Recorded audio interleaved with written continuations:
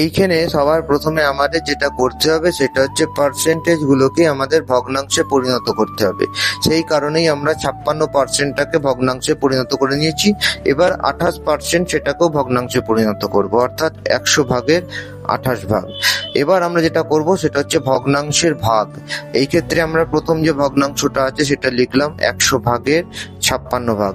এবার যে ভাগ চিহ্নটা আছে সেটা আমাদের গুণ চিহ্ন করতে হবে, আর ভাগ চিহ্নের পরে যে ভগ্নাংশটা থাকে সেটা হচ্ছে উল্টে যাবে, অর্থাৎ 28টা নিচে চলে আসবে আর 100টা উপরে চলে যাবে। এবার দেখো ভগ্নাংশের গুণের ক্ষেত্রে উপর নিচে দুদিকে 100 আছে, কেটে দিলাম।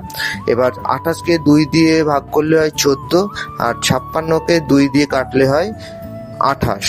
এবার দেখো 14 আর 28, 14 দুগুণে হয় 28, সেই জন্য এখানে আমরা লিখলাম 2। এবার আমাদের উত্তর বেরিয়ে গেল 2।